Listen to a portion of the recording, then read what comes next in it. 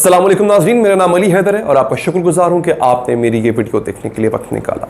उमर शरीफ साहब हम में नहीं रहे हैं, वो बीमार थे, लेकिन क्या आपने ये जानने की कोशिश की कि वो बीमार हुए क्यों?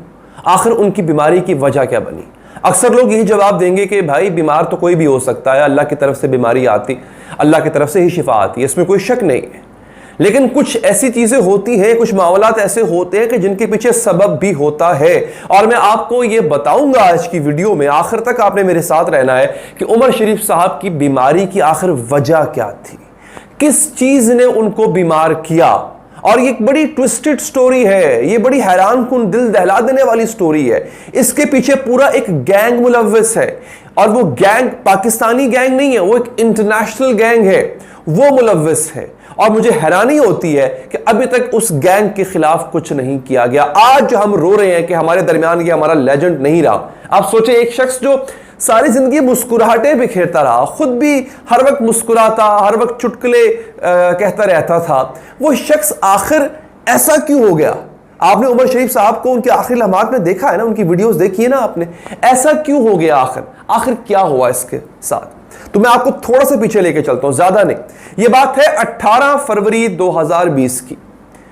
टीवी चैनल्स पर, अखबार में और मीडिया पे खबर आती है कि उमर शरीफ साहब की साहबजादी हिरा उमर शरीफ, उनका इंतकाल हो गया।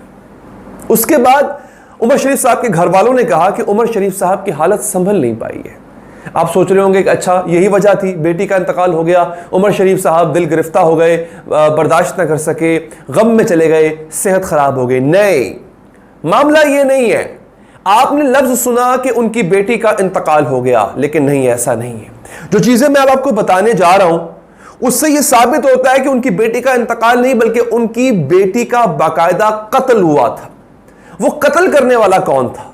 अब आपको जो कड़ी मिलती हुई नजर आएगी वो उस इंटरनेशनल गैंग से मिलती हुई नजर आएगी, जिसका मैं जिक्र अब आपके सामने करने जा रहा हूं। होता क्या है दोस्तों, ये बात है 2020 की, जैसे मैं आपको बता चुका हूं। एक क्लिनिक है लाहौर के इलाके बहरिया टाउन में, क्लिनिक, प्राइवेट क्लिनिक है, और वहां पर एक डॉक्टर है, डॉक्टर फवाद मुमताज। इसके प्राइवेट क्लिनिक पे छापा जो है वो वहां पे मारा जाता है, छापा होता है, पुलिस आती है। पुलिस वहां पे देखती है कि पूरा साजो सामान पड़ा हुआ है, ऑपरेशन का पूरा साजो सामान पड़ा हुआ है, एक एक चीज का, लेकिन डॉक्टर फवाद वहां पे नहीं है। बाकी अमला भी है, नर्से वर्से हैं, डॉक्टर फवाद वहां पे नहीं। डॉक्टर फवाद को ढूंढने की कोशिश की जाती है, डॉक्टर फवाद नहीं मिल रहा। फिर डॉक्टर फवाद की क्रिमिनल हिस्ट्री निकाली जाती है। पता यह चलता है दोस्तों कि डॉक्टर फवाद का काम यह है कि वो गैर कानूनी जिस्मानी आज़ा की खरीदो फरोख्त और उसकी स्मगलिंग के अंदर इंतहाई मुलव्विस है, कि उसके इंटरनेशनल कनेक्शंस हैं।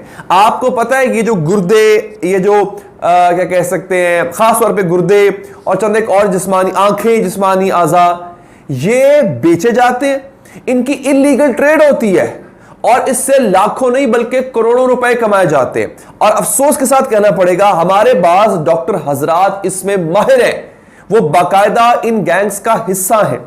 डॉक्टर फवाद के पास दोस्तों हिरा उमर शरीफ जाती है। ये लाहौर के एक सरकारी अस्पताल में सरकारी डॉक्टर है। मजे की बात है, लाहौर का सरकारी अस्पताल है। ये डॉन की स्टोरी है जो मैं आपको बता रहा हूं। डॉन लिखता है कि लाहौर का जो जनरल अस्पताल है, ये वहां पे डॉक्टर थे और साथ साथ अपनी प्राइवेट प्रैक्टिस भी करते थे। हिरा जो है, जो उनकी बेटी उमर शरीफ की, उनको किसी ने बताया कि ये शख्स जो है ये बड़ा अच्छा ट्रांसप्लांट करता है। अब आपको पता है कि ट्रांसप्लांट जब करवाना हो तो उसके लिए बहुत सालों इंतजार करना पड़ता है, क्योंकि किसी का गुर्दा मिलेगा तो आप अपना उसको रिप्लेस करोगे ना। कोई शख्स जो जान से जाएगा, उसके गुर्दे बिल्कुल सही सलामत होंगे, वो ये परमिशन देगा कि हाँ मेरे आज़ा को आप बाद में इस्तेमाल कर सकते हैं या बेच सकते हैं, तो वो उसके बाद उसके आज़ा निकाल के, उसके गुर्दे निकाल के किसी और को लगाए जाएंगे, उसको लगाए जाएंगे जो ऑलरेडी बीमार है। तो ये प्रोसेस बड़ा लंबा प्रोसेस होता है। इसके इंतजार में कई लोग बेचारे जान से चले जाते हैं। तो उन्होंने शायद शॉर्टकट, किसी ने बताया होगा कि यार ये आदमी जल्दी काम करवा देगा तुम्हारा, डॉक्टर फवाद जो है। तो हिरा उमर शरीफ उसके पास चली गई। उसने कहा कि हाँ मैं ये काम कर दूंगा। उसने इनका हिरा उमर शरीफ का जो लिवर ट्रांसप्लांट जो किडनी ट्रांसप्लांट है, गुर्दों का जो ट्रांसप्लांट है, गुर्दों की जो तब्दीली है, वो उसने अपने प्राइवेट क्लिनिक में करने की हामी भरी।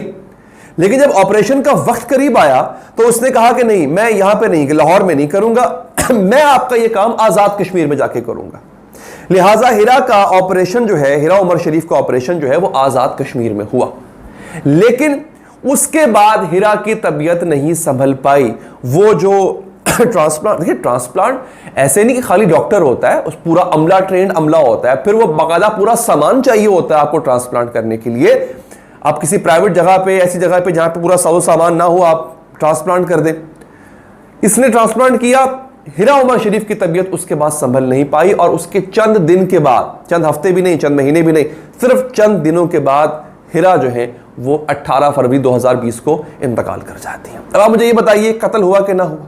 अच्छा, अब पता क्या चला इस बंदे के बारे में? ये जो आदमी है खुद फवाद, पता ये चला बेसिकली एक ऑर्गेनाइजेशन है, वो इस चीज को देखती है जो कि गैर कानूनी जिस्मानी अज़ा की खरीदो फरोख्त में मुलव्विस होते हैं। उन्होंने इन्वेस्टिगेशन की दोस्तों। अच्छा, इसने हिरा उमर से 3.4 मिलियन रुपए यानी 34 लाख रुपए वसूल किए थे इस ट्रांसप्लांट करने के। और उमर शरीफ साहब, आप सोच रहे होंगे उमर शरीफ साहब कहां थे? उमर शरीफ साहब उन दिनों 3 महीने के अमेरिका के दौरे पर थे, उनके शोज थे वहां पे। उनको पता भी नहीं था ये हो रहा है। पता ये चला बाद में कि हिरा और उनके भाई ने जो है ना वो खुद से, उन्होंने, जैसे होता है यार कि वालिद साहब काम पे गए हुए, उनको परेशान क्या करना, कोई गलत मोटिव नहीं था, सिर्फ ये कि उनको परेशान क्यों करना, चलो हम ट्रांसप्लांट करवा लेते हैं। हालांकि बहुत बड़ी चीज है ट्रांसप्लांट करवाना, छोटा मोटा बुखार हो तो बंदा कहता है अच्छा यार मैं नहीं बताता, लेकिन इतना बड़ा फैसला उन्होंने ले लिया। उमर शरीफ साहब को इस बात का पता नहीं था। अच्छा, अब होता क्या है, हमारे निजाम इंसाफ में इस कदर कजी है, इस कदर कजी है, मैं आपको बता नहीं सकता। पता यह चलता है डॉक्टर फवाद मुमताज जो मफरूर है, ये पिछले कई सालों से ये काम कर रहा है और 2018 में भी इसको एक दफा अदालत सजा दे चुकी हुई है, लेकिन जमानत पर रिहा हो गया। फिर एक केस आया कि इसने फैसलाबाद में एक बंदे के गैर कानूनी तौर पे बेहोश करके उसके गुर्दा निकाल के बेच दिया, उसका एक गुर्दा निकाल के उसको बेच दिया गैर कानूनी तौर पे उसने ये काम किया। और ये पता है बहुत बड़ा काम है, बहुत बड़ा बिजनेस है, ये बहुत बड़ा माफिया है जो लोगों को अगवा करता है, उनके जिस्म के आज़ा निकालता है और उससे कई गुना ज्यादा महंगे दाम में बेच देता है। उसमें डॉक्टर मुलव्विस होते हैं कुछ, ये बेच देता है। फिर इसने अपने क्लिनिक पे लबनानी, मिस्री, ईरानी और पता नहीं कहां से दुनिया से आए हुए लोग थे जिनको पाकिस्तान बुला के उनके ये ट्रांसप्लांट करता था, किडनी ट्रांसप्लांट करता था। यानी ये बंदा इंटरनेशनली कनेक्टेड था।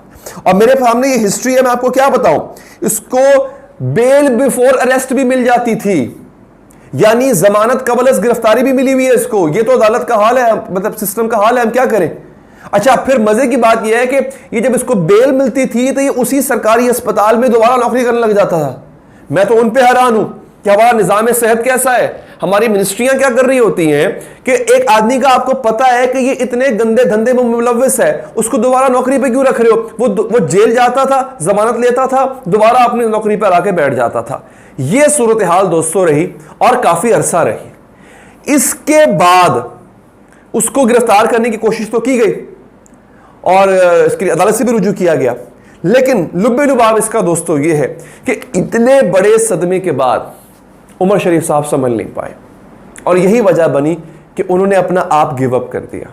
वो बीमार हो गए, वो इतने बीमार हो गए दोस्तों कि उनको भी वही बीमारी लाहक हुई जो उनकी बेटी को थी, गुर्दों का मसला, फिर उनके हार्ट का मसला हो गया और अब वो इस जहान फ़ानी से कूच कर गए। आप सबसे दुआ है उनकी मग़फ़िरत, उनकी दर्जात की बुलंदी के लिए दुआ कीजिए और कोशिश करता रहूँगा। इस हवाले से अगर मज़ीद भी मेरे पास अपडेट्स आएंगी वो मैं आपको देता रहूँगा। अल्लाह ने के बाद।